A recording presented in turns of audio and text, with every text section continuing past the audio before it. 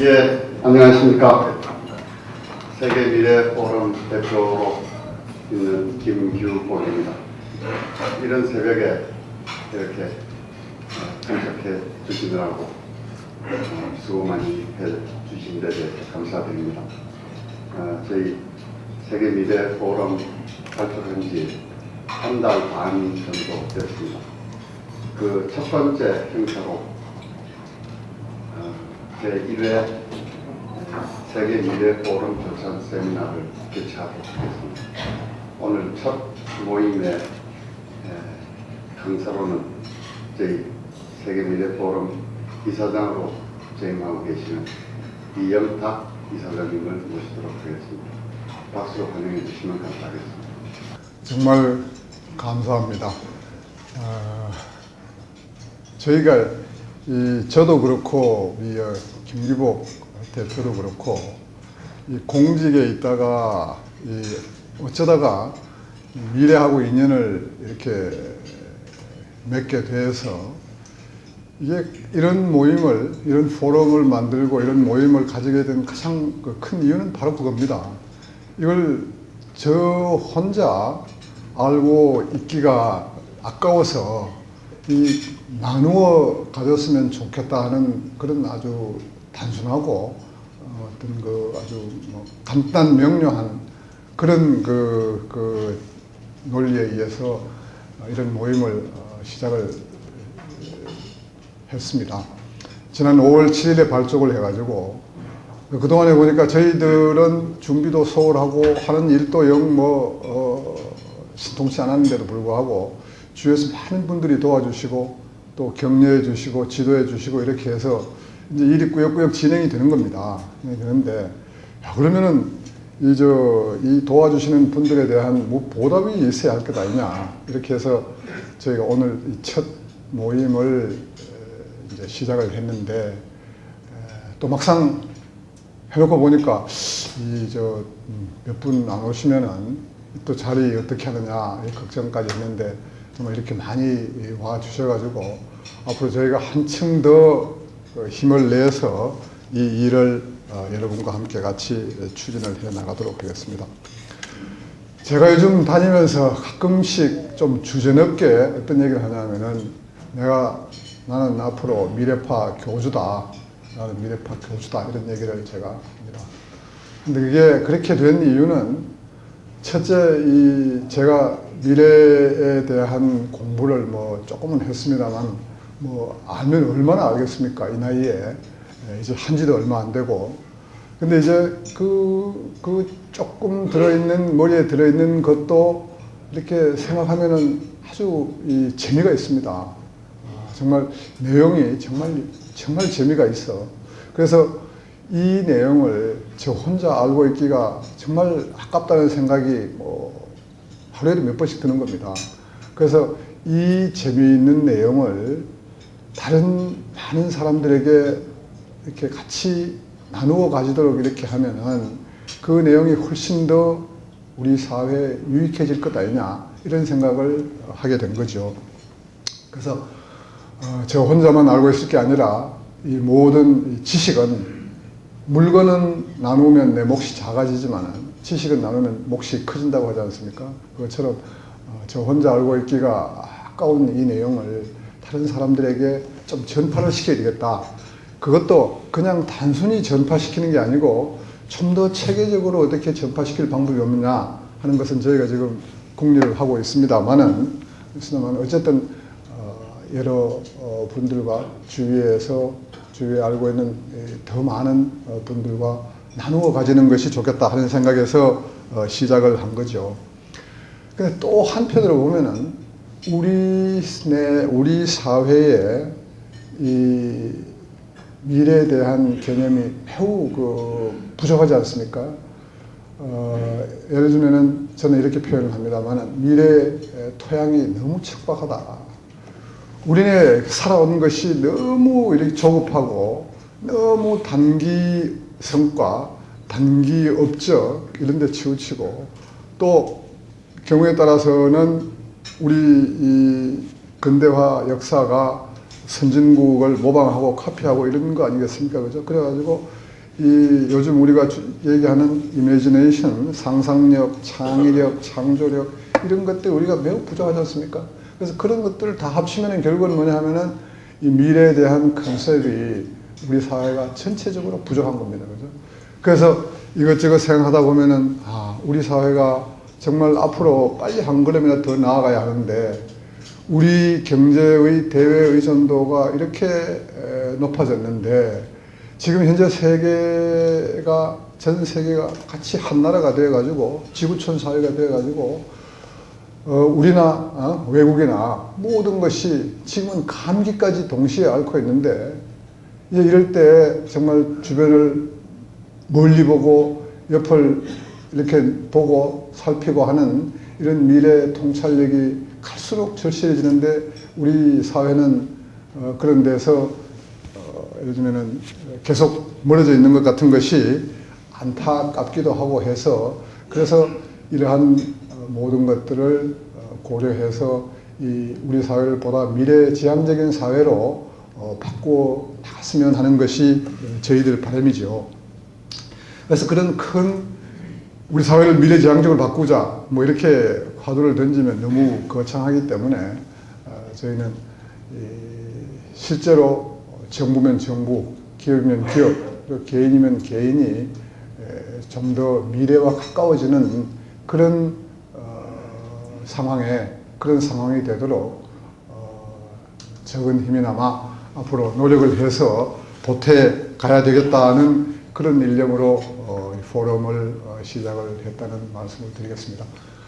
오늘 여기 사실은 좀 전에 테이블에서도 말씀을 드렸습니다만 금요일 날 한 것도 사실은 이런 유해 모임들이 수요일, 목요일이 많아서 금요일로 했고 또 이런 모임들이 되게 강북의 시청 주변에서 이루어지는데 이 강남에서 이렇게 했습니다. 그래서 그런 것들이 잘한 결정이냐 이게 오히려 불편을 드리는 것 아니냐 하고 이렇게 걱정을 했었는데 많은 분들이 불편한 가운데서도 이렇게 와주셔가지고 다시 한번 감사하다는 말씀을 드리겠습니다. 제가 지금 생각 같아서는 한 달에 한 번 정도 이런 모임을 갖고자 합니다. 다음 달에도 휴가가 시작되기 전에 7월 20일 전후해가지고 이런 모임을 가졌으면 하는 생각입니다. 지금 현재 뭐 이런 말씀을 드려서 될지 모르겠습니다만은 카이스트 서남표 총장님을 모실까 이렇게 저희가 지금 생각을 하고 있습니다. 그래서 여러분 계속 관심 가져주시고 또 격려를 해주시면은 저희가 더 열심히 해서 저희가 뜻하는 것들이 조금이나마 이루어져서 우리 사회 발전에 기여하는 길이 될 수 있도록 노력을 해보겠습니다. 오늘은 제가 여러분들 모시고 처음이니까 제가 그동안에 이 공부한 이 얼마 되지 않는 이 미래에 대한 어떤 컨셉이랄까 이 미래 산책을 조금 해보시고 그다음에 저희 포럼이 앞으로 구상하고 있는 내용이 어떤 것인지 하는 것들을 설명을 해 올리도록 하겠습니다. 제가 이 말씀드릴 순서는 왜 미래냐, 미래를 우리가 어떻게 봐야 하느냐, 그리고 미래 산책이라고 했습니다만 각 분야의 미래 예측 결과를 그야말로 한 맛배기, 한 분야에 한 가지씩 맛배기 하나씩만 설명을 드려보고 그리고 저희 포럼의 앞으로 운영 방향에 대해서 설명을 드려보도록 하겠습니다. 보시는 대로 미래가 그냥 미래로 계속 남아있다면야 뭐 굳이 우리가 미래에 대해서 신경을 쓸 필요가 뭐 별로 없겠죠. 그러나 이 미래가 곧 얼마 안 있어서 현재로 다가오는 겁니다. 그죠? 미래가 현재로 다가와서 다시 과거로 흘러가고 또 새로운 미래가 나타나가지고 현재화하고 과거로 흘러가고 이렇게 해서 계속 순환을 하는 겁니다. 그래서 이 미래가 영원히 미래로 있는 게 아니고 현재화하기 때문에 현재로 다가오기 때문에 근데 이제 현재로 다가오는 그 모습이 어제와 과거와 오늘과 다른 모습으로 다가온다.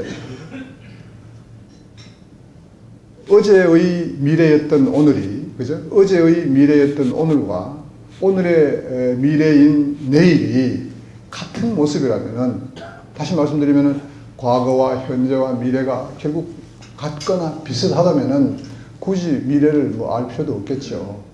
우리가 과거에 몇백 년 전에, 몇십 년, 몇백 년 전에 우리 조상들의 그 당시의 생활을 이렇게 떠올려 보면은, 그때는 과거나 현재나 미래나 뭐 사회 여건 변동이 그렇게 없었을 테니까 그럴 경우에는 굳이 미래를 알 필요가 없겠습니다만은, 과거와 다른 모습으로 곧 현재로 다가오기 때문에 이 미래에 대해서 우리가 미리 예측을 하고 대비를 하고 선정을 하고 창조를 해 나갈 필요가 있겠다, 이런 이제 말씀이 되겠습니다.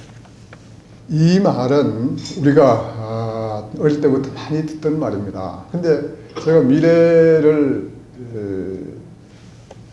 좀 관심을 가지기 시작하면서 이 말을 어디선가 제가 딱 접했단 말입니다. 다시 접하면서 야, 이 말이 좀 이상하지 않느냐 하는 생각이 들더라고요. 무슨 얘기인가 하니까, 이게 죽는 날까지 끝까지 최선을 다한다 하는 점에서는 뭐 맞지요. 맞는데, 어제 최선을 다해서 오늘 결과가 좋았다. 그러니 오늘 또 어제와 같은 방식으로 최선을 다해라. 그러면은 내일 결과도 좋을 것이다.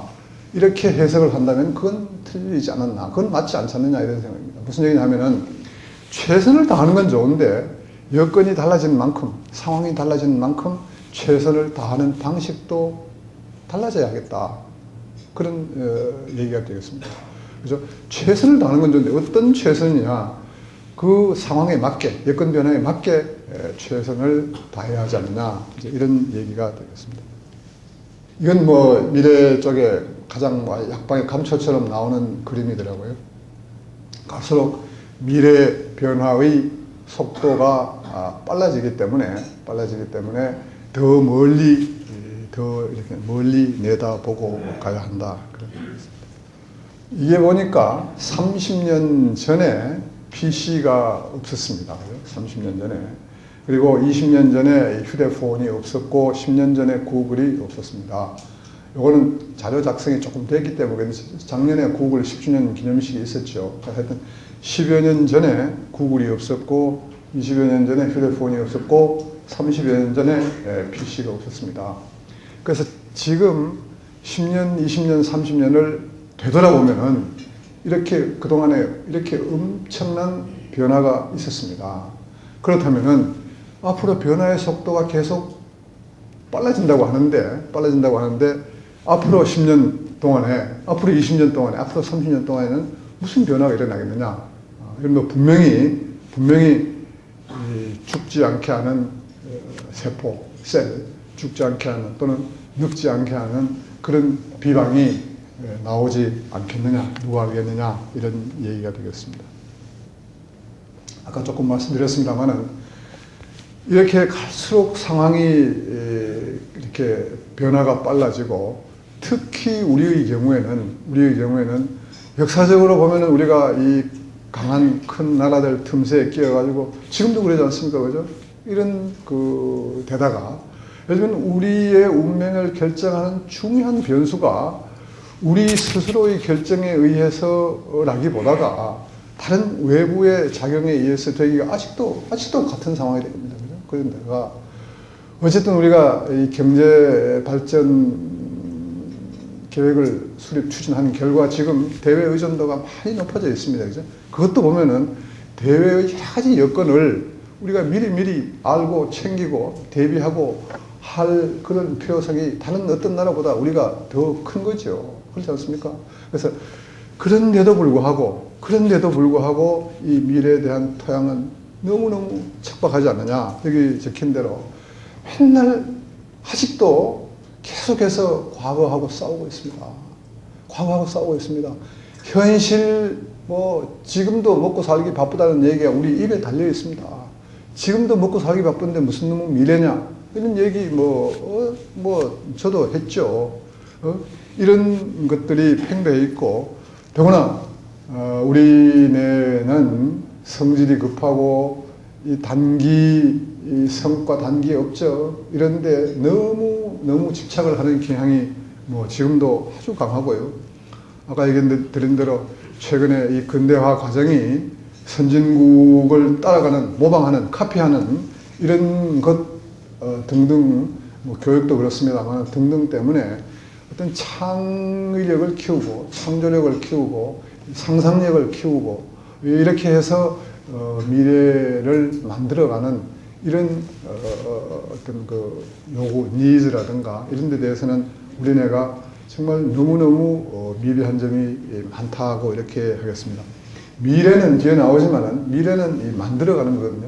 창의력, 창조력, 상상력 이런 것이 아주 그 절대적으로 중요한 그런 그 개념인데, 그런 면에서 보면은 우리 사회의 우리는 미래에 대해서 다른 어떤 나라 보다가도 과거 어느 때 보다가도 더 이렇게 미래 친화적으로 이렇게 사회가 만들어져 있어야 하는데 그렇지 못하다는 그런 얘기를 드리겠습니다.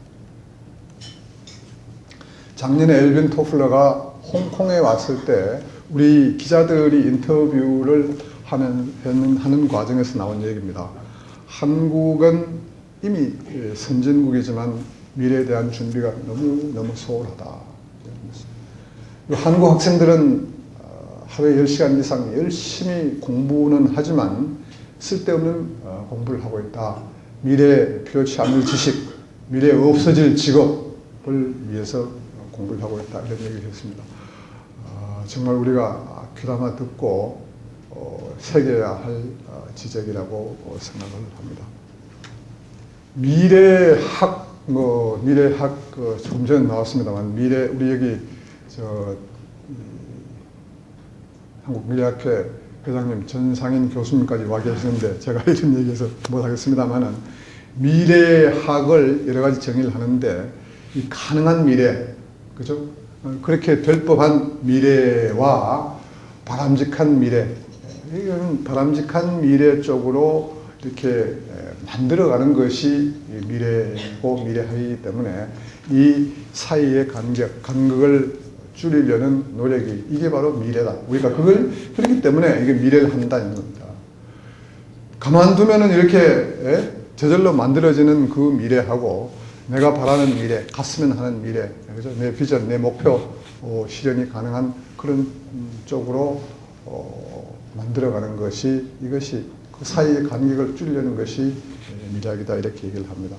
그래서 미래는 단순히 그냥 예측하는 것이 아니라 창조하는 것이라고 이렇게 얘기를 하는데, 제가 이 미래를 한다니까 많은 사람들이, 제가 직접 듣기도 했고 하는 사람들이 야, 그 미래 그거 그렇게 그 막연하고 크고 막연한 걸 저 사람이 뭐 어떻게 감당을 하려고 한다는 얘기냐, 그 어떻게 미래가 뭔데 그렇게 한다는 얘기냐 이렇게 얘기하는 사람이 많이 저도 들었고 많이 있을 겁니다. 아마 여기 계신 분들 중에도 그렇게 얘기를, 걱정을 이렇게 해주시는 분도 있을 텐데, 좀 더 미래에 대해서 생각을 하면은 그는 미래에 대한 생각을 너무 진짜 막연하게 한 거다 이렇게 생각을 합니다. 무슨 얘기냐 하면은 미래가 남의 것 멀리 있는 것이 아니고 미래는 나의 미래죠. 내가 미래에 대해서 관심을 가진다는 얘기는 내 미래를 어떻게 만들어 가겠냐 하는 데 대해서 관심을 가져라 이런 얘기 아니겠습니까? 그죠? 내 미래에서 내가 관심을 가진다는데 왜 막연하다고 생각을 하느냐 이겁니다. 그래서 그렇게 얘기하는 분들이야말로 미래에 대해서 정말 조금 이렇게 깐깐하게 조금 이렇게 관심을, 생각을 덜 한 결과가 아니냐. 내의 미래, 내가 속한 내 직장의 미래, 그죠? 기업의 미래, 조직의 미래, 기관의 내 직장의 미래, 나의 미래, 더 적게 보면 내 건강의 미래, 내 건강 미래, 내 앞으로 10년, 20년 후에 나는 이러한 내 건강을 가지고 싶다. 현재 내가 타고난 건강은 이렇고, 내 건강의 약점은 이렇고, 내 건강의 강점은 이렇고, 내 습관은 이런데 앞으로 담배를 피워야 되겠다, 안 피워야 되겠다, 술을 덜 먹어야 되겠다, 끊어야 되겠다. 운동을 더 많이 해야 되겠다. 어떤 운동을 해야 되겠다. 규칙적인 생활을 뭘 해야 되겠다. 뭘 안 해야 되겠다. 뭘 해야 되겠다. 이렇게 해서 내 건강을 내가 만들어가는 것이지 남이 어떻게 해주거나 그게 뭐 막연하거나 이렇게 얘기할 수는 없다고 생각을 합니다. 여러분들도 여러분의 미래에 대해서 좀 더 구체적으로 생각해 보는 계기가 되었으면 좋겠습니다. 그래서 미래는 미리 준비하는 자일 것입니다. 그리고 나의 미래에 내가 만든다 하는 그런 개념으로 해 주셔야 하지 않느냐 그렇게 생각을 합니다. 제가 제 개인적인 얘기를 하면은 저는 우리 애들이 어릴 때 저도 뭐 젊었을 때도 나이 30대일 때 집안 애들이 왜 초등학교 다니면은 우리 와서 아빠 우리 가훈이 뭐야? 가훈을 어떻게 적어야 되느냐고 묻지 않습니까? 그랬을 때 진짜 제가 그때부터 미래에 대한 뭐 관심이 있었다는 증거이기도 하겠습니다만 저는 우리 집에 애들 보고 가훈을 예비하는 사람이 되자 이렇게 해라 예비하는 사람이 되자 미리 준비하자 그렇게 해 왔더랬습니다. 사실 돌이켜 보면은 여러분도 다 그러겠습니다만은 우리가 살아온 그 길을 돌이켜 보면은 우리네 뭐 크게 별나게 한 건 아니지만은 예를 들면은 학교 다닐 때 딴 사람들보다 시험 조금 잘 치고 그래서 사회에 나와서 지금까지 이렇게 한 이런 것들이 보면은 미리 시험 준비를 하고 미리 대비를 하고 뭐 그렇게 했던 결과지요. 그렇지 않겠습니까? 그러면은 미리 이렇게 준비해서 자기 생활을 자기 삶을 이렇게 만들어가는 그것이 경쟁 사회에서 이겨나가는 길이 아니냐 이렇게 생각을 합니다. 우리나라 아까 정말 척박한 미래 토양이라고 얘기를 했습니다만은 제가 이런 그림을 한번 그려봤습니다. 이게 우리 그 교육열이 뭐 높은 것은 뭐 이건 뭐 다 아는 사실이고요. 근데 이게 뭐 대학 진학률 뭐 이런 것뿐만 아니라 최근에 인터넷 이것도 뭐 크게 보면은 교육으로 볼 수 있지 않겠습니까? 이 교육률이 1단계는 근대화 과정에서 우리가 경제적으로 이렇게 경제를 키우고 정치적으로 이렇게 민주화하고 이런 쪽에 그야말로 다른 나라에 의해서 역사적으로 예를 찾아볼 수 없을 정도로 급속도로 그죠? 압축해서 이런 발전을 했지 않습니까? 요즘 자주 쓰는 저출산 고령화 이것도 마찬가지.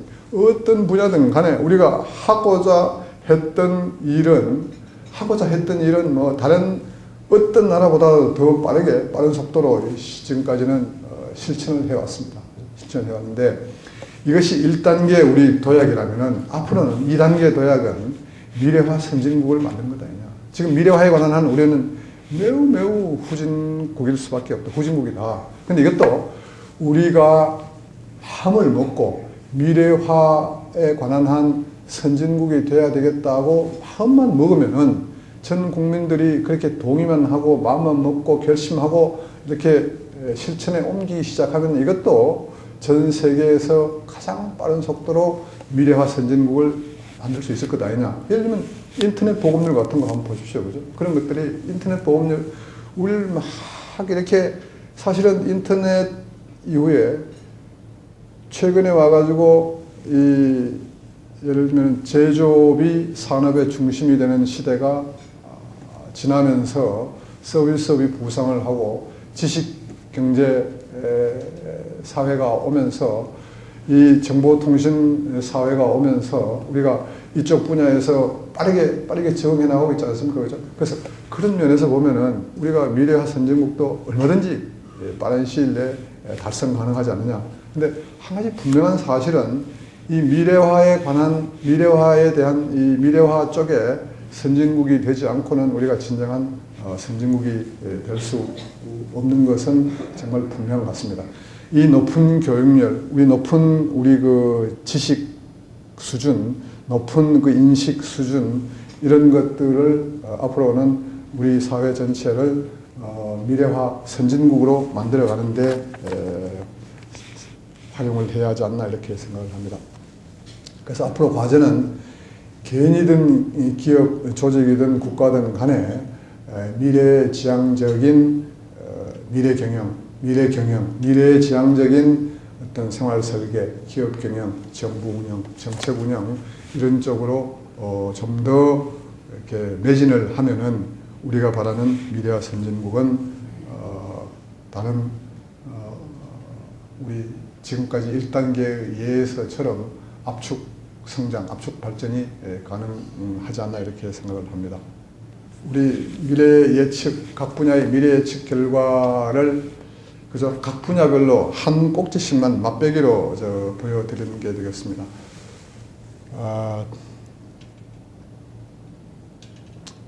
보시면은 현재 미국이 세계에서 경제력이 가장 크지요. 근데 2050년이 되면은 중국, 미국, 인도 이런 순서가 되는 걸로 예측이 되고 있습니다. 이 자료는 밑에 보시는 대로 월드뱅크 자료입니다. 이 근데 중국, 미국, 인도가 비중이 보면은 20%, 25 내외로 거의 이렇게 뭐 비슷한 거예요. 그죠? 하고 일본이 3.9로 4등이 되어 있지만 현재 일본은 10이 넘습니다. 그죠? 10에서 4로 대폭 떨어지는 이런 모양을 보이고 있습니다. 중국이 근데 과거에 중국, 인도가 1등, 2등이었습니다. 그래서 중국은 제자리 찾기 하고 있는 겁니다. 잠시 내어줬던 자리를 자기들이 되찾아온다 이렇게 생각을 하는 거예요. 미국한테 잠시 자리를 내줬다가 다시 제자리 찾아간다 이렇게. 그래서 중국의 부상이 아니라 부활이라고 이렇게 합니다. 근데 이걸 뒷받침이라도 하듯이 작년 11월 달에 나온 미국 NIC National Intelligence Council입니다. 이 국가정보회의인데 여기에 글로벌 트렌드 2025 이 보고서에 보면은 중국이 2036년이 되면은 미국 경제를 앞지른다고 이렇게 되어 있습니다. 이건 이 미국은 CIA에서 미래 전략을 합니다. 이 CIA 산하에 있는 기관입니다. CIA 정보국 산하에 있는 기관이 자기 스스로 2025년이 되면은 2036년이 되면은 중국이 미국을 앞선다 이렇게 보고 이렇게 전망을 한 거예요. 이게 이제 금년에 와서 중국의 인터넷에 이거는 작자 저자 불명입니다. 불명을 제가 알고 있는데 이런 아주 정말 섬찟한 얘기가 이렇게 아주 중국 사람들에 의해서 아주 회자가 많이 되고 있는 얘기입니다. 이게 49, 79, 89, 09 해가지고 구자요 율이 그죠? 딱 맞아야 되는데 49년에는 아마 모택동이 공산당 그 정부를 수립하는 거죠. 그죠? 그래가지고 중국이 장개석 정부를 내쫓고 사회주의에 의해서 중국이 이제 구출을 받은 거죠. 중국 사회주의만이 중국을 구했다. 그 79년에는 중국이 개혁 개방을 하는 겁니다. 개혁 개방을 하니까 개혁 개방이니까 자본주의만이 중국을 구했다는 겁니다. 89년에 소련이 붕괴가 되고 중국이 남았을 때 중국 혼자 남았는 거죠. 중국 혼자 남아가지고 이제 사회주의를 지킨다는 겁니다. 그죠? 중국만이 사회주의를 한다. 근데 금년에 와서 이 미국식 자본주의가 고장이 나고 이렇게 하니까 이 말을 이렇게 하는 겁니다. 이거는 중국 스스로가 미국을 약간 얕잡아 보는 거죠. 자본주의, 미국이 고장낸 자본주의, 이 고장나가지고 지금 허우적대고 있는 자본주의를 중국만이 구할 수 있을 것이다. 사회주의에 의해서 구출을 받았다가 안 되니까 자본주의에 의해서 구출을 받았다가 그 다음에 사회주의를 구하고 이제는 자본주의까지도 우리가 구하겠다. 우리밖에 구할 사람이 없다. 이렇게 하니까 정말 그 속내라든가 저희가 속내가 엄청난 변화를 일으키고 있는 거죠. 앞으로 40년이 되면은 이런 것들이 전부 없어진다고들 얘기를 합니다. 정당은 200년 대의민주주의 역사가 이제 종말을 고할 때가 됐다고 합니다. 직접 민주주의로 간다고들 얘기합니다. 중간에 정당을 만들고 대의원들 뽑아서 간접 민주정치를 하는 그런 시대는 이제 지나간다. 영국에서부터 나온 얘기입니다. 국가가 없어진다고들 얘기를 하거든요. 국가가 없어진다고들 얘기를 하는데, 물론 이건 이렇게 이해를 하시면 되겠습니다. 현재 우리 전 세계가 당면하고 있는 글로벌 워밍, 지구 온난화 문제라든가 물 문제라든가 빈곤 문제, 테러 문제 이런 것들이 개별 국가의 힘으로는 어떻게 해결이 안 되는 거죠. 최근에 경제 문제도 그렇고 하다못해 이 SI 감기도 이 감기조차도 이제 한 군데 감기되니까 전 세계가 다 같이 되는 거예요. 그래서 개별 국가의 힘은 정말 약해졌기 때문에 월드 거버먼트, 글로벌 거버먼트, 세계 정부를 만들 수밖에 없다 이렇게 얘기하는 것 같습니다. 일부 일처제가 앞으로 이제 오래 살고 하니까 일부 일처제 대신에 동시에 서너 명과 느슨한 파트너 관계를 가지는 그런 시대가 온다고 얘기합니다. 생명은 이제 이게 신의 영역에서 인간의 영역으로 들어오기 때문에 인간이 생명을 조작을 하고 하기 때문에 신성하지 않고 그러다 보니까 밑에 얘기하기 좀 못합니다만은 종교에 대한 그죠? 사람이 오래 살고 그죠? 죽지 않고 이렇게 자기 건강을 자기가 컨트롤하고 이렇게 하다 보니까 종교에 대한 의지가 약해진다 이렇게 보는 것 같습니다. 의사 진료실은 원격 진료에다가 요즘 로봇 수술에다가 이렇게 하지 않습니까? 그 다음에 자동차는 이제 앞으로 이산화탄소 배출을 못하게 한다는 거죠. 이런, 반면, 이제 앞으로 다른 건 다 좋아지는 것 같은데, 이 사생활 보호라는 이제 보호는 없습니다. 왜냐면은, 우리의 모든 기록이 여기 컴퓨터에 다 남잖아요. 그죠? 이메일 다 남고, 카드 기록 다 남고, 그 다음에 핸드폰 이게 다 남고 하기 때문에, 그 다음에 또 길거리에 돌아다니면은 하루에 또 영국 런던 같은 데서는 300번씩 감시 카메라에 찍힌답니다. 우리도 수십 번 찍힌다고 하지 않습니까? 그래서 사생활 보호는 없다 이렇게 보는 것 같습니다. 인구 쪽에 보면은 세계 인구가 지금 현재 67억에서 앞으로 92억이 된다고 얘기를 하는데 중국이 조금 늘고 인도가 제일 많이 느는 걸로 이렇게 되어 있고요. 그 다음에 일본, 한국, 유럽은 주는 걸로 되어 있습니다. 그죠? 주는 걸로 되어 있고 미국은 이민 정책 때문에 계속 늘어납니다. 아프리카가 많이 늘어난 걸 되죠. 그래서 이걸 두고 일본, 한국, 유럽은 줍니다. 그래서 그 중에서도 한국이 우리가 세계에서 소멸되는 국가 제1호 2305년인가 가면은 한국 마지막 한국인이 사라진다 이렇게까지 얘기를 하는데 어쨌든 한국이 지금 저출산 속도도 그렇고 고령화 속도도 그렇고 이런 것들이 너무너무 빠르게 진행이 되고 있습니다. 앞으로 백인이 없어진다고들 얘기를 합니다. 미국은 라틴계에서 점령을 하고 유럽은 아프리카 중동에서 가서 점령을 하고 그 다음에 호주는 아시아에서 점령을 하고 이렇게 보여요. 여기서 보면은 인도가 많이 늘어나고 아프리카 쪽에서 많이 늘어납니다. 그죠? 이런 변화가 예상이 됩니다. 지금처럼 우리 출산율이 1명 가까이 되지 않습니까? 1명씩 계속 내려가면은 이제 이 할아버지는 넷이고 손자는 하나죠. 그죠? 할아버지 할머니는 4명이나 되고 부모 둘.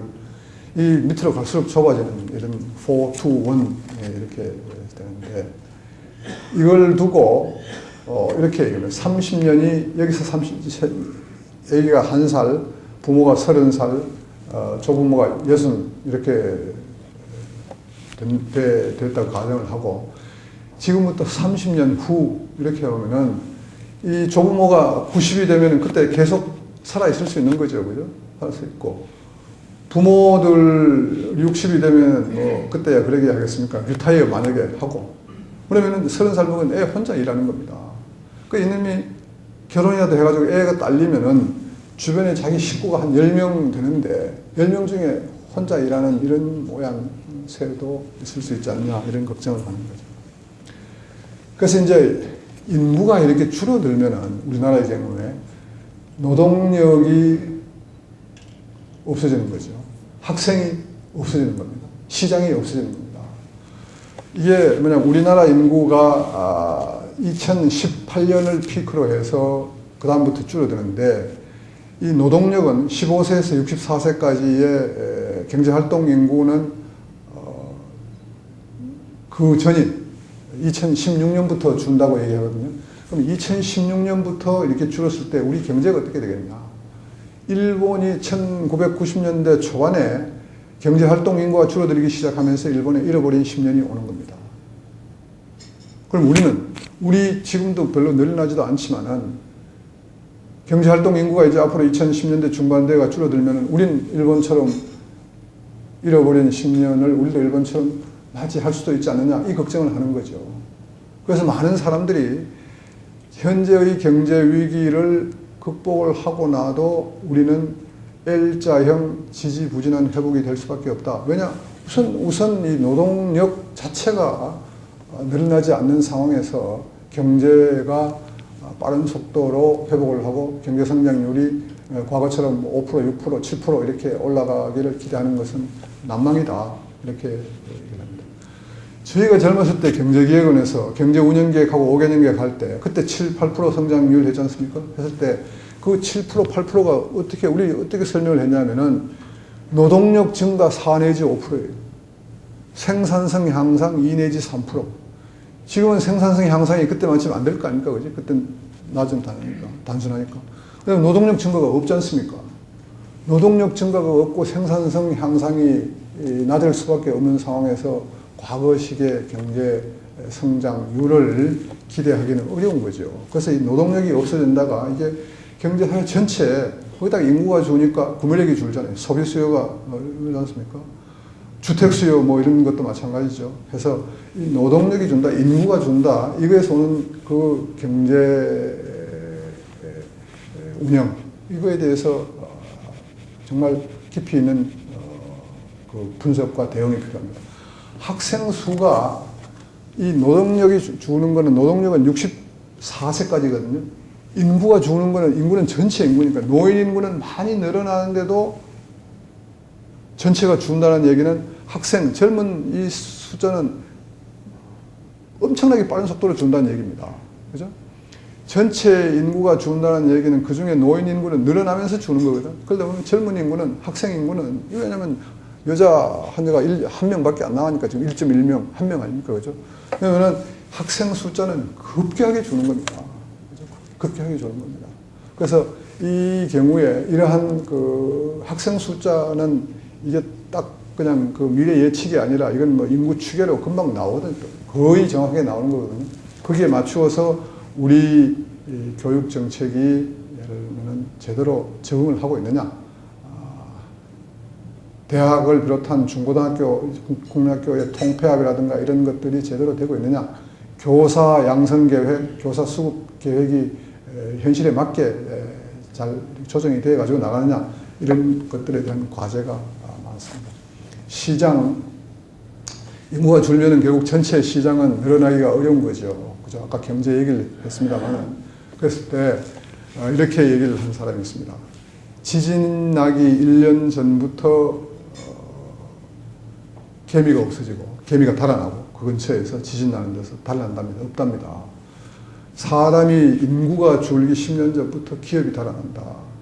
기업이, 그럼 우리가 지금도 직접, 외국인 직접 투자 유치, 외국인 직접 투자 뭐 이렇게 많이 하는데, 기업들이 예를 들면 시장이 더 빠른 속도로 커가는 쪽으로 더 많이 진출을 하지, 인구가 늘어나지 않는 쪽으로 기업들이 이렇게 진출을 할 이유 없을 거 아니겠습니까?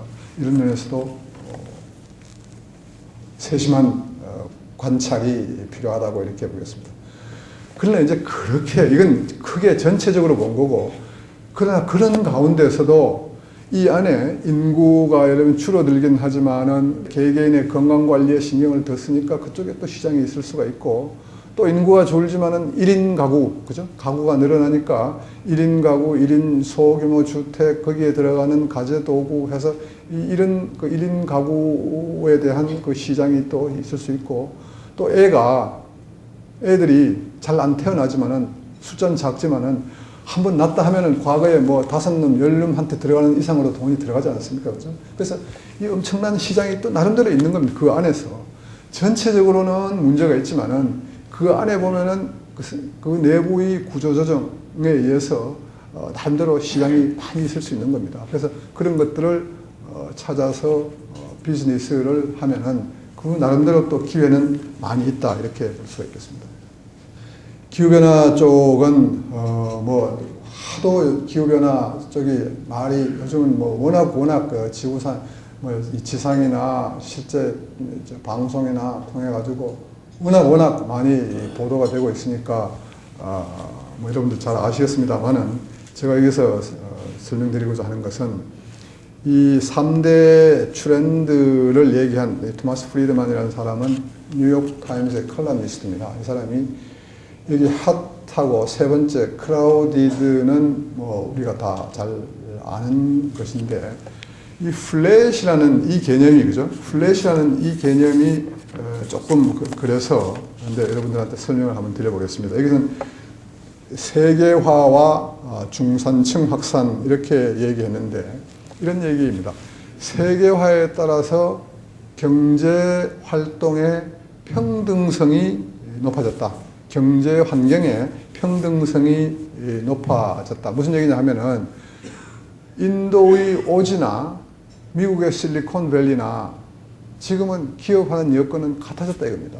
그죠? 다 같이 인터넷이 들어가고 이렇게 하기 때문에 아무리 시골 마을에 앉아서나 도시의 좋은 여건에서나 기업하는 환경은 기본적으로 같아졌다. 그래서 더 많은 사람들이 경제 활동에 참여를 하고 중산층으로 이렇게 부상을 해 가고 있는 겁니다.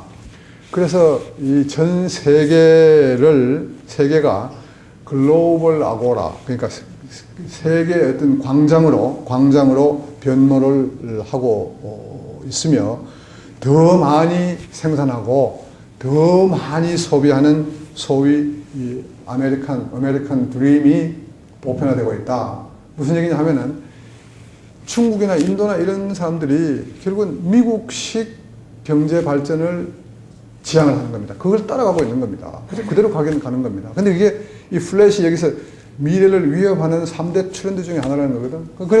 그렇게 되면은 절대 그렇게 못 간다는 겁니다. 무슨 얘기냐 하면은 중국과 인도가 장차 현재 미국처럼 에너지를 사용하고, 그죠? 물을 사용하고, 주택을 사용하고, 자동차를 사용하고, 도로를 사용하고, 쓰레기를 버리면은 이 세계는 절대 서스테이너블 하지 못하다 이겁니다. 그거 그렇게 안 된다. 그거 큰일이다. 그렇게 못 간다는 겁니다. 일리가 있지 않습니까? 그죠? 전 세계가 기업하는 환경이 지금 같아져 가지고 전부 미국식 경제 발전을 추구하고 있는데 그거 정말 문제다. 그 문제다는 겁니다. 제가 다른 쪽에서 자료를 보니까 지금 현재 전 세계 보급된 자동차 수가 9억 대입니다. 9억 대인데 중국이 6천만 대를 가지고 있어요. 중국 6천만 대. 근데 중국이 우리 정도로 자동차 보급이 되면은 중국만 4억 대를 가지게 됩니다. 4억 대. 근데 일본 정도의 자동차 보급이 되면 중국만 8억 대를 가지게 됩니다. 8억 대. 그러면 전 세계 자동차가 중국 하나에 의해서 2배가 돼버린 겁니다. 그래서 전 세계 9억 대니까.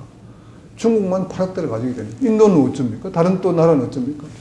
그래서 그런 식으로는 못 간다는 거죠. 그거 큰일 난다. 그 전에 무슨 해결책이 있어야지. 그거 큰일 난다는 겁니다. 그래서 크라우디드 못지않게 또는 그 이상으로 이 플랫이라는 이게 미래를 위협하는 아주 큰 3대 트렌드 중에 하나인데 문제는 이 플랫, 크라우디드가 서로 복합적으로 작용해가지고 문제를 더욱 복잡하게 한다. 이렇게 문제를 제기하고 있습니다. 이 지구온난화, 기후변화의 이게 뭐 꼭 여기만 적용되는 거겠습니까만은 우리네 이제 앞으로 사회 변화도 이런 모습입니다. 사회 변화도 그렇고, 들어보십시오. 이게요. 이 기하급수적인 증가가 얼마나 무서운 거냐 하는 걸 얘기하는 거죠. 이 버그, 그죠? Bugs in a bottle, 병 속에 애벌레가 들어앉아 있는데, 요 벌레가 1분마다 2배씩 불어난다고 합시다. 그죠? 그래서 자정부터 벌레가 알을 쓸기 시작해가지고, 낮 12시가 돼서 반병이 찼습니다. 반병이 찼는데, 그 반병 차는데 12시간이 걸렸기 때문에 병을 서너 병 준비해 놓으면 시간이 좀 있겠지 하고 생각하다가는 큰일 난다는 겁니다. 1분마다 2배씩 불어나니까 1분 후에 한 병 가득 차지 않겠습니까? 그죠? 그 다음에 2분 후에 2병, 3분 후에 4병이 되는 겁니다. 반병 차는데 12시간 걸렸는데 4병 차는데 3분밖에 안 되는 거예요. 3분밖에 안 걸리는 겁니다. 이 얘기는 뭐냐 하면은 어느 단계를 지나면은 본물이 터지는 거죠. 어느 단계를 지나면은 걷잡을 수 없는 상황이 오는 겁니다. 어느 단계를 지나면은 통제 불가능이에요. 이 기후변화가 이렇다 이겁니다. 기후변화가. 어느 단계까지는 사람들이 잘 인식을 못하고 있는데, 이게 어느 단계를 지나면은 통제 불가능한 상황이 온다는 겁니다. 엘고가 대통령 떨어지고 나서, 요즘 우리 신문에 보면 오늘 또 inconvenient truth. 이게 과거에 우리를 슬프게 하는 것들, 이런 그 말 참 좋아가지고 많이 쓰이지 않습니까? 그것처럼 불편한 진실, 요즘 불편한 사실, 뭐 이런 얘기를 신문에도 많이 쓰더라고요. 내가 말하기 거북하지만 사실이다. 말하기 못하지만 이건 진심이요, 진실이요. inconvenient truth라는 제목의 다큐멘터리를 만들어가지고 전 세계를 돌아다니면서 호소를 했습니다. 아주 한 1000여 회 강연을 하고 이렇게 해서 양반이 그 결과 노벨 평화상까지 타고 이렇게 했는데, 무슨 얘기냐 하면은 뭐 앞에와 같은 얘기예요. 지금처럼 킬리만자로의 눈이 녹아내리고 히말라야 산맥의 빙하가 녹아내리기 시작을 하면은 앞으로 20년 후에는 뉴욕과 상해의 거의 대부분이 물에 잠기고 네덜란드는 지구상에서 사라진다. 물에 잠긴다. 네덜란드는 지도상에서 사라진다고 했습니다. 그래서 이게 20년 남았다는 겁니다. 그 이전에 특단의 조치를 하지 않으면은 20년 후에 뉴욕과 상해가 물에 잠기고 네덜란드는 이 지도상에서 사라진다. 이렇게 호소를 하는 겁니다. 이런 것들이 지금은 잘 모르지만은 어느 순간, 어느 단계를 지나면은 그때부터는 걷잡을 수 없는 상황이 온다. 이제 이런 얘기가 되겠죠. 과학기술 쪽은, 이것도 전문가분들 계시면 제가 얘기하기 못합니다만, 미국 국가과학위원회가 이 NBIC 이 4가지를 가장 최첨단 산업으로 최근에 규정을 했습니다. 나노바이오 인포 코그노, 이 나노, 여러분들 좀 들어보셨을 거예요. 그죠? 바이오 인포는, 아실 테고, 코그노는 일단 뉴런, 이 두뇌, 인지과학, 이런 쪽이고요. 나노라는 단위는, 어떤 물질의 최소 단위, 분자, 원자, 단위입니다. 이게 1나노미터는 10억분의 1미터랍니다. 근데 10억분의 1미터가 얼마나 되느냐? 머리카락 굵기의 10만 분의 1이에요. 그거나 잘 모르긴 마찬가지인데, 이 나노 로봇이 만들어져 가지고 장차 이 나노 로봇이 우리 혈관을 타고 이렇게 들어가서 밑으로 가서는 이 오장육부를 막말하면 수리를 하고, 이것이 뇌로 가가지고는 두뇌 활동을 이렇게 업시키는 그런 역할을 앞으로 하는 걸로 되어 있습니다. 어쨌든 이 4가지 기술이 어느 하나만 가지고는, 이 기술의 궁극적인 목표는 제가 이것도 그냥 지어낸 말입니다만은, 지어낸 말이 아니라 제가 그렇게 이해를 하고 있습니다. 궁극적인 목표는 결국은 사람을 안 죽게 하는 거예요. 사람을 안 죽게 하는 이 기술이 나노바이오 인포코는 하나만, 한 군데에서만 가지고 안 된다. 이 4가지 기술이 융합을 해야만, 그죠? 서로 협조를 하고 같이 합쳐져 힘을 모아야 가능하다. 이렇게 이제 보는 것이죠. 그래서 요즘은 융합, 통섭 이런 말도 요즘 많이 나오지 않습니까? 그죠? 이게 뭐냐 하면 앞에 네 분야의 기술이 서로 융합을 해야 된다. 학문 간에 통섭이 필요하다. 이게 뭐냐면 정말 이 세계화에 따라서 넓어지고 또 전문화에 따라서 깊어졌습니다. 그래서 하도 이게 넓고 깊어져, 특히 깊어져가지고, 여기 보면은 이 깊은 우물을 파는데, 우물요 통이 있으면은, 우물을 파는데 깊이 이렇게 파자면은 통 사이즈만은 못 팔 거 아니겠습니까? 그죠? 이 깊이 파자면은 결국은 넓게 파야죠. 깊게 파자면은 넓게 파야 되는데, 그러자면은 혼자서는 못 한다 이겁니다. 지금 앞으로는 어떤 분야든 뭐 굳이 학문 이론적인 데만 그러겠습니까? 학문이나 기술 때만 그러겠습니까? 어떤 분야든 간에 절대 혼자서 못합니다. 더불어 같이 해야 됩니다. 분야마다 깊이 들어가는데 깊이 들어가자면 넓게 시작을 해야 되고 그러자면 혼자서 못하는 겁니다. 같이 더불어서 같이 하지 않으면 해결 방법이 없다 이런 얘기죠. 이게 이제 과학기술 쪽에 이것도 아까 기후변화 쪽에 그 벌레 쓰는 것처럼 이게 과학기술 발전이 계속 이루어져 가지고 속도가 계속 빨라지다가 어느 단계에 가면은 기술 발전 속도가 무한대가 되는 겁니다. 무한대가. 이 무어의 법칙이라는 게 무어는 인텔 창업자인데 반도체 집적 회로의 용량이 2년마다 2배씩 늘어난다는 거거든요. 아까 그 벌레처럼 2년마다 2배씩 늘어나는데 이 속도가 어느 단계에 가면은 무한대로 되는 겁니다. 걷잡을 수 없는 상황이 오는 겁니다. 그죠? 로그 1이 되는 거예요. 로그 스케일이 1이 되는 겁니다. 그러면은 결국은 그건 뭐냐? 그거는 결국은 인간이 하고자 하는 그 과학기술 분야에서의 모든 숙제가 다 풀리는 거예요. 그건 뭐냐? 결국은 사람이 죽지 않는 그런 그 상황이 온다는 겁니다. 그래서 2030년, 40년 이때 가면은 그러한 기술 발전, 과학기술 발전 속도가 무한대로 되는 그런 상황이 오는데 그게 레리 커즈와일라는 사람이 싱귤레리티 시대, 싱귤레리티가 가까이 와 있다. 싱귤레리티 시대가 다가오고 있다. 이렇게 표현을 합니다. 그래서 그쪽에 미리 하는 사람들은 현재 우리 휴먼 인간들이 트랜스휴먼 과정을 거쳐가지고 포스트 휴먼으로 간다. 그러면 이 트랜스휴먼이라는 게 뭐냐 하면은 수명이나 신체 기능이나 지적 능력 이런 것들의 한계를 극복하는 과정이다. 그러면 트랜스휴먼을 거치면은 수명의 한계, 신체 기능의 한계, 지적 능력의 한계를 극복을 하고 나면은 결국은 그 다음에는 불로, 불사, 영생, 엔티에이징 이런 거지요. 그런 상황이 앞으로 이제 온다는 그런 얘기가 되겠습니다. 이 교육 쪽은 이렇게 얘기하는 것 같습니다. 미래하는 사람들이. 교과서에 들어있는 지식은 이미 오래된 지식이다. 교과서로 만들어지고 있는 동안에 이미, 물론 교과서마다 다 그런 건 아니죠. 수학, 역사 이런 거야 그러겠습니까?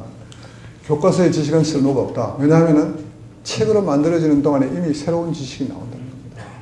그리고 선생님 머릿속에 들어있는 지식도 대부분이 과거의 지식이지 현재의 지식이 아니다. 그리고 사람 머릿속에 들어있는 지식이 양적으로도 많지 않다. 요즘 이 지식과 정보가 홍수, 바다를 이루고 있는데 사람 머릿속에 들어있는 지식 그거 정말 양적으로도 얼마 되지 않는다. 그래서 이 학교 제도 제가 이렇게 이제 붙여봤습니다. 교사는 이 지식 개념이 변하고 또 학생이라도 자기 오늘 배울 분야에 대해서 밤새 들어가가지고 인터넷에 들어가서 헤엄쳐 다니면서 미리 공부를 하면은 선생님보다 더 많이 알 수 있는 겁니다. 그 분야에 대해서. 그렇지 않습니까? 그래서 교사가 과거처럼 일방적으로 선생님은 이렇게 학생들을 가르치는 그런 입장이 아니고 앞으로 교사의 역할이 멘토, 헬퍼, 가이드, 퍼실리테이터 이런 역할을 하게 된다고들 합니다. 반대로 이제 학생은 자기가 지 혼자 공부할 수 얼마든지 할 수 있는 거죠. 언제 어디서든, 그죠? 언제 어디서든 꼭 선생님 앞에서만 공부하는 것이 아니라 이제 어디서든, 뭐 차 안에서든, 뭐 어디서든, 뭐 자기 집에서든, 뭐 어디서든 자기가 원하는 시간에 공부를 하게 될 것이고, 그러다 보면 이제 학제라는 게 의미가 없지요. 그죠? 학제라는 게 이제 그 자기 수준과 자기 적성과 자기 취미와 자기 분야에 맞게 공부하는 거니까 학제라는 게 의미가 없고, 학교라는 이 장소적인 개념도 이제 큰 의미가 없어진다. 그러면은 이 학교를 구성하는 이런 모든 구성 요소들이 다 변하는데 이걸 어떻게 하느냐. 이거를 정부가 나서가지고 지금 당장 고치겠다 이렇게 할 수는 없을 거 아니겠습니까? 그죠? 그러면은 이런 것들에 대한 우리 사회적인 논의가 지금부터 정말 시작이 되고, 정부는 또 이런 거에 대해서 이 사회에서 논의가 되고 대안이 나오고 하는 거에 대해서 정부가 뒤에서 사실은 한 조정을 해주고 정부가 도와주고 이렇게 분위기를 만들어주고 이렇게 해야죠. 정부가 직접 나서가지고 이런 얘기를 할 수는 없습니다. 정부가 나서가지고 앞으로 교사의 역할이 달라진다 뭐 이렇게 얘기하면은 그것만 가지고도 엄청난 사회 문제가 될 수 있을 테니까 이걸 정부 밖에서 이런 문제를 계속 제기를 하고, 그러면 그러한 환경에 어떻게 대처해 나갈 것이냐 하는 거에 대해서 정말 다수의 전문가들 사이에 같이 의견을 모으고 준비를 하고 하는 이런 것들이 필요한 것 같습니다. 여러분, 집단지성이라는 얘기 들어보셨겠지만 앞으로 교육은 집단지성으로 간다. 한마디로 그렇게를 얘기를 합니다. 교육은 집단지성으로 간다. 집단지성이 뭐냐 하면은 요즘은 이렇게 이해합니다. 요즘은 똑똑한 사람이 별나게 똑똑한 사람이 없다는 겁니다. 사람마다 다 똑똑해져가지고 결국은 여러 사람의 지혜를 모으면은 그 중에 제일 우수한 어떤 사람 지혜보다도 이게 더 커진다는 거예요. 요즘은 영웅이 없다는 겁니다. 여러 사람의 의견을 듣고 많이 들어가지고 많이 모아서 모으면은 그 지혜가 제일 커진다는 거예요. 이거 보십시오. 개인으로 할 수 없는 일을 집단은 가능케 한다. 개인은 답을 몰라도 집단은 알고 있다. 집단은 그 집단의 가장 우수한 개인보다도 더 똑똑하다는 겁니다. 그래서 이 전체 말을 한마디로 이렇게 요약을 하더라고요. 소수의 엘리트보다 다수의 군중이 더 지혜롭다. We are smarter than me. we는 이때 다수, 다수의 사람들은 smarter than me. any individual 이런 거죠. 어떤 똑똑한 사람 개개인보다가 we, 다수의 집단이 더 똑똑하다. 이런 개념이 되겠습니다. 집단지성에 이걸 모은 가장 대표적이고 성공적인 석세스 스토리가 위키피디아 백과사전입니다. 위키피디아 백과사전은 우리가 알고 있는 브리테니카 사전보다가 여기 보십시오만은 100배나 더 큰 사전입니다. 이 사전은 누구든지 들어가서 사전 제작에 참여할 수 있습니다. 지금도 사전 우리 가서 올리고 그다음에 수정하고 보완하고 다른 걸 만들 수가 있습니다. 근데 올바른 정보를 올려야지, 틀린 정보를 올리면 그 안에서 자동적인 피드백 기능, 모니터링 기능이 돼 있어가지고 조금 있다가 사라집니다. 일단 올라가긴 올라갑니다. 내가 올리면은. 근데 이 위키피디아가 그야말로 이 온라인 시대의 다수의 대중이, 다수의 네티즌이 누구든지 참여해가지고 만들어가는 사전입니다. 그렇기 때문에 브리테니카가 10만 개 아티클이 있는데 비해서 이것은 1000만 개, 100배나 더 큰 사전이고, 그렇기 때문에 직원은 20명밖에 없습니다. 군중운동에 대해서 2006년도에 이미 타임지 커버 스토리에 The next thing is us 해가지고 미래에 닥칠 다음 차례 The next는 바로 우리 모두다. 우리 모두다. 그래서 소수의 천재가 아닌 다수 범죄들이 이 시대가 오고 있다. 소수의 엘리트가 아무리 똑똑해도 다수의 덜 똑똑한 다수에 비해서는 상대가 안 된다. 지금까지는 빌 게이츠와 같은 천재 한 사람이 수만 명, 수십만 명을 먹여 살렸지만 앞으로는 절대 변화와 혁신의 주역은 다수다. 변화와 혁신의 주역은 소수에서 다수로 옮아가고 있다. 이렇게 문제 제기를 했고요. 그해 연말에 타임지가 다시 올해의 인물, 2006년도 올해의 인물로 가지고 이 보통 다수의 사람들을 부각을 시켰습니다. 그래서 어떻게 얘기를 했냐 하면은 마땅히 사람이 없어서 유로 했다거나 유는 그저 평범한 보통 사람들이라고 하는 건 틀리다.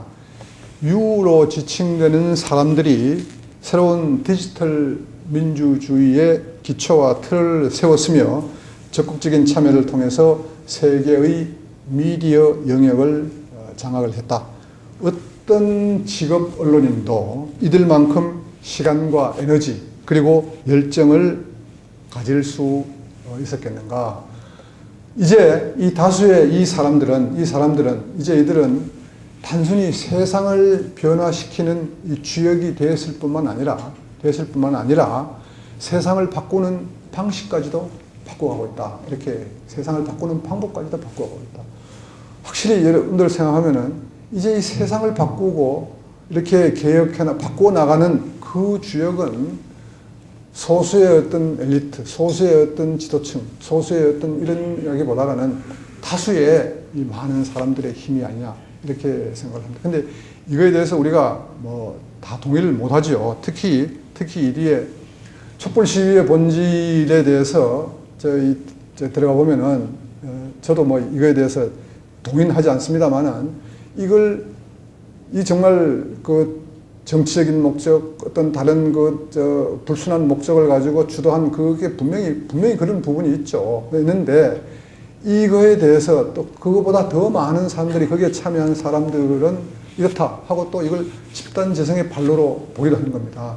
이제 인터넷에 들어가면은 뭐 이 논쟁이 수도 없이 많아요. 하여튼 보십시오, 여러분들. 근데 이거에 대해서 집단 지성이라고까지 얘기할 수는 없지만 앞으로 이 군중운동도 여기에 제가 이 마업 운동 뭐 했는데 영어로는 스마트 마업 운동을 똑똑한 군중을 나옵니다.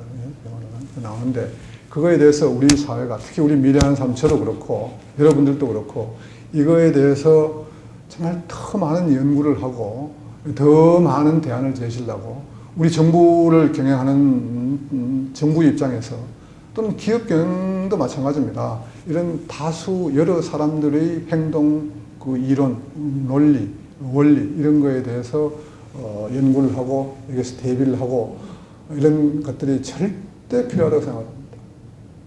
만약에 이쪽을 소홀히 해가지고는 무슨 일이 되는 게 없어요. 일이 하나도 아무리 옳은 일이라도 택도 안 된 데서 생각지도 않는 데서 나와서 길을 쓰고 반대하지 않습니까? 들어놓고 그냥 잡아먹으라 하는 식 아닙니까? 그럼 그거를 잡아먹습니까? 그걸 어쩌겠습니까? 그걸 어떻게 하든 끌고 나가고 이렇게 방해를 덜 하도록 하고 동조를 하도록 하고 이렇게 해야 이게 일이 되는 거 아닙니까? 그죠? 그러자면은 이거에 대한 원리, 기본 원리, 어떤 이런 것들에 대한 깊은 연구가 있어야 합니다. 그걸 하지 않고 우리 사회 경영을 한다는 것은 전 있을 수 없다고 생각합니다. 이거에 대한 공부를 여러분 우리 다 같이 좀 하도록, 다 같이 이 분야에 대한 집단 지성을 모아 나가도록 그렇게 저는 제안을 하고 싶습니다. 미래의 기업은 이건 서스테이너블 매니지먼트에 대해서 경제적인 책임, 사회적인 책임, 환경적인 책임만 여러분들이 다 아시는 거고요. 제가 이제 스타벅스에 가서 이렇게 브로셔를 여기도 뭐가 있겠지 하고 봤더니 아니나 다를까 스타벅스의 원두 재배는 과거 같으면은 싸게 사서 어떻게 합니다 하는 게 아니고 값이 비싸지만은 농가를 보호하고 친환경적으로 재배된 이런 제품을 우리는 사서 쓰고 있습니다. 프리미엄 가격으로 구매를 합니다. 비싸게 삽니다. 그리고 이 농가, 친농가적인 경영을 하고 있습니다. 친환경적인 경영을 하고 있습니다. 하는 것을 이렇게 강조를 하고 있습니다. 아까 국가가 사라진다고 얘기를 했는데 number of nations 해가지고 2030년이 가면은 정부가 없앤다는 거예요. 그 대신에 그 밑에 보면 world government, yes 이렇게 나옵니다. 확실히 이번에 우리가 금융위기를 겪고 또 최근에 이제 SI를 겪으면서 정말 세계는 하나다는 것을 절감을 하고 있지 않습니까? 이런 것들이 다 보면은 앞으로 세계 정부의 탄생을 예고하고 있는지도 모르겠습니다. 20세기가 석유 전쟁의 시대였다면 21세기는 물 전쟁의 시대라고 얘기를 합니다. 세계 인구의 40%가 250개 강 유역에 거주를 하고 있습니다.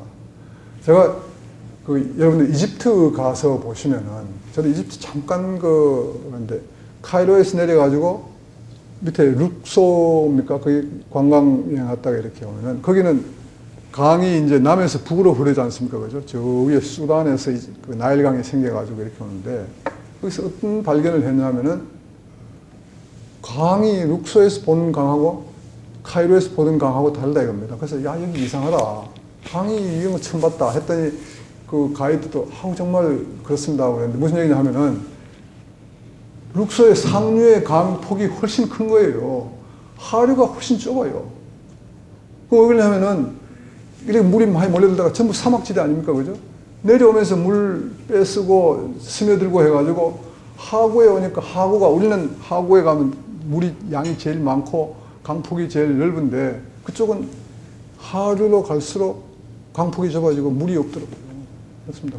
이 물이, 우리도 물 부족 상태라고 얘기를 하는데, 정말 그런 나라에 가보면은 물 부족에 대한 심각성을 정말 절감을 할 수가 있고요.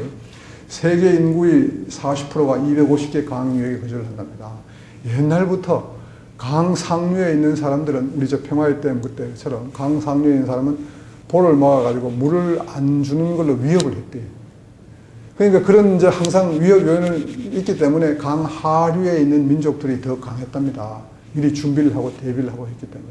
그래서 물로서 예를 들면 위협을 당했을 때 어떻게 우리가 견뎌야 하느냐, 어떻게 대처해야 하느냐 하는 것을 미리 준비한 하류에 있는 사람들이 더 강했다고 얘기를 합니다.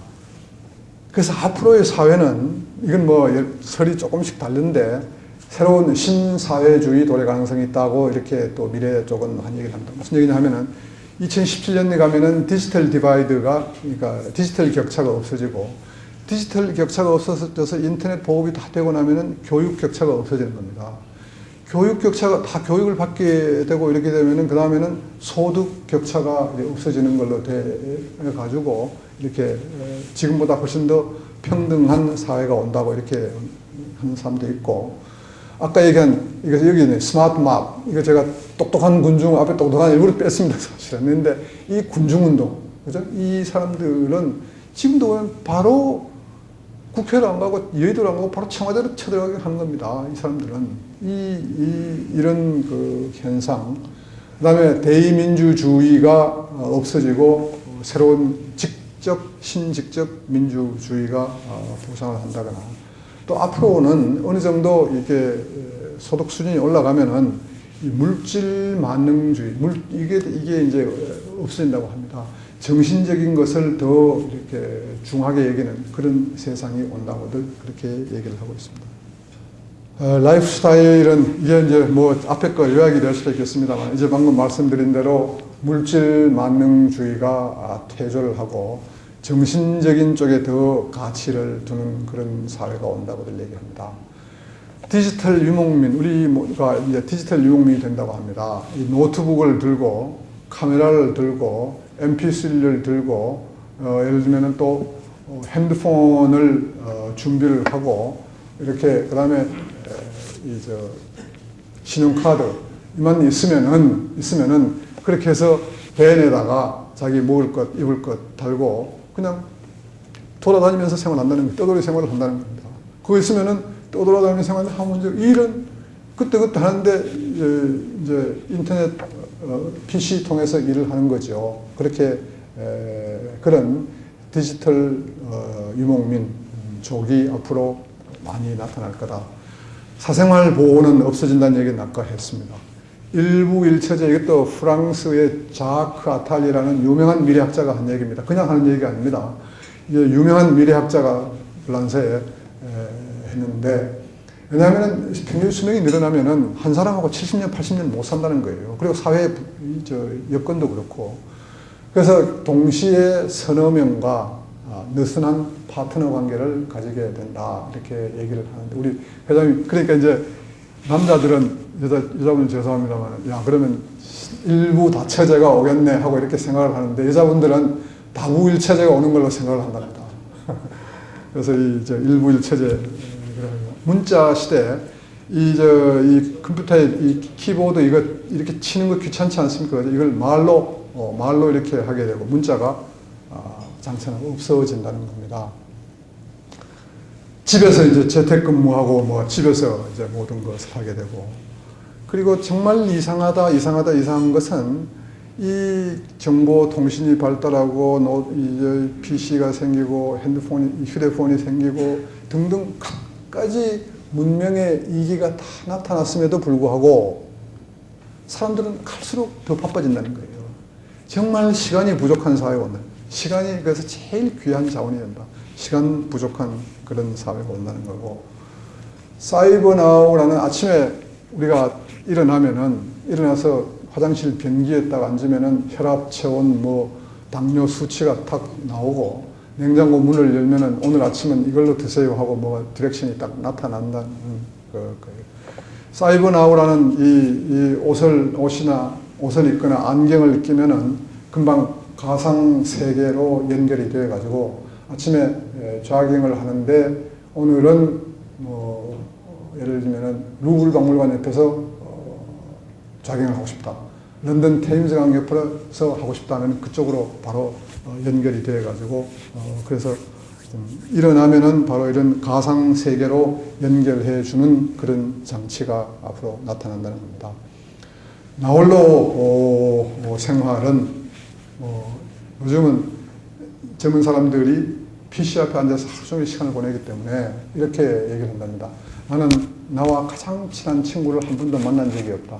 PC에 들어가가지고 만난 친구가 가장 친한데 한 번도 실제로 대면한 적은 없는 그 친구하고 가장 친하게 지낸다. 이런 얘기가 되고 데이트도 거기서 하고 이렇게 하는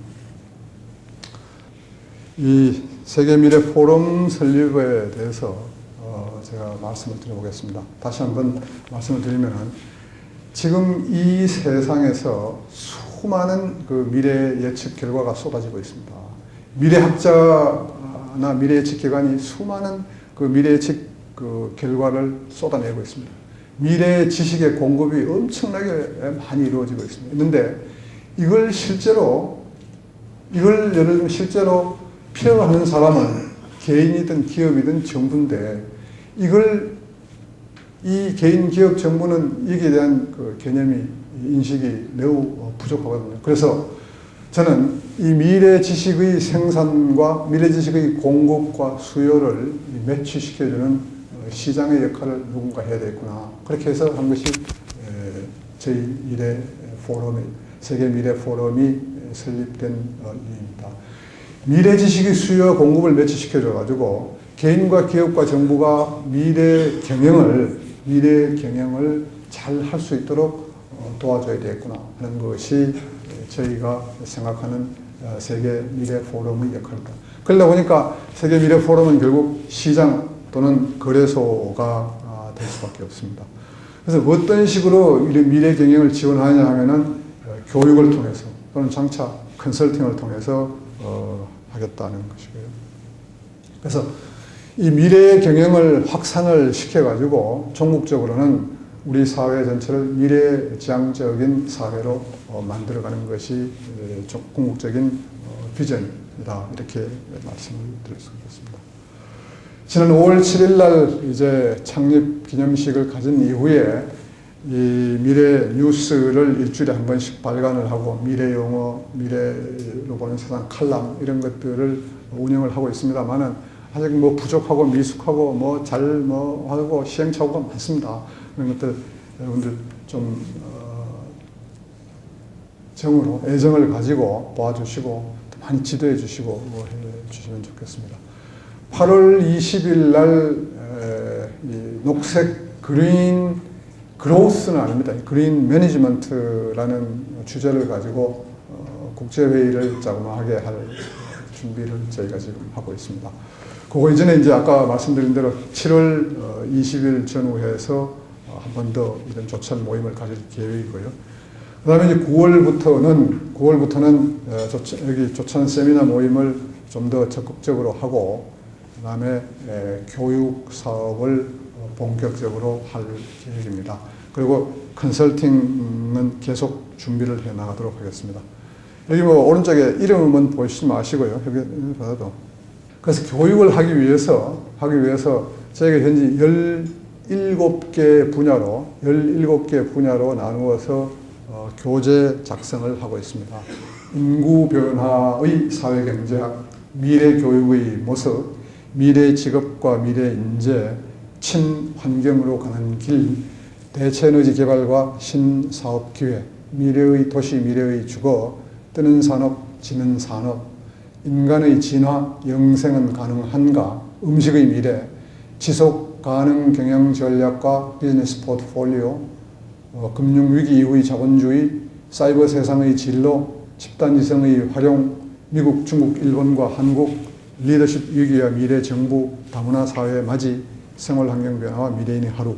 이런, 여기서 뭐 앞으로 좀 더 추가가 있을 수 있겠습니다. 한 20개 정도의 과정을 준비를 할까 이렇게 생각을 하고, 여기에 이건 뭐 우리 내부의 자료입니다만은, 이 교재를 그냥 그 분야의 미래에 대해서 정리하는 것이 아니라 파트 1 제1부에서는 미래, 그 분야의 미래에 대해서 정리를 하고, 파트 2에 가가지고는 그러한 미래 변화가 우리 사회에 어떠한 영향을 주느냐 하는 것을 파트 2에서 정리를 하고, 제3부에 가가지고는 그러한 변화가 개인이나 기업이나 정부가 어떻게 준비를 하고 어떤 맞이를 해야 하느냐, 기업의 비즈니스 기회는 거기서 어떤 것이 있겠고, 정부의 정책은 뭐 어떤 것이 달라져야 하느냐, 개인 생활은 뭐가 달라져야 하느냐, 이렇게 해서 그야말로 실용적인 미래 각 분야의 지식을 만들어 갈 수 있도록 이렇게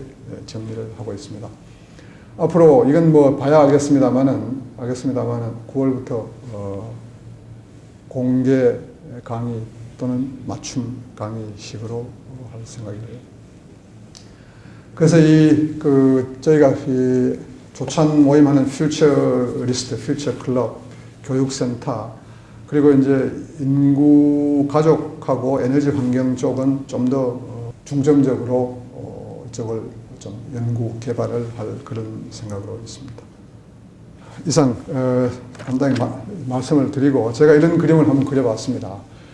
우리가 이 과거, 현재, 미래가 마구 뒤죽박죽이 돼가지고 그야말로 큰 방향 감각 없이 이렇게 멍청하게 살아갈 것이냐, 아니면은 맨날 옛날 얘기만 하는 겁니다. 과거 가지고 지지고 볶고 과거 막 하고 정말 미래에 대한 생각은 거의 하지 못하는 이런 우울한 상으로 살아갈 것이냐, 아니면은 과거보다는 현재, 그리고 현재보다는 미래를 이렇게 항상 더 많이 생각하고 준비하고 창조하고 하는 이런 밝은 모습으로 살아갈 거냐 하는 그런 그림을 한번 그려봤습니다.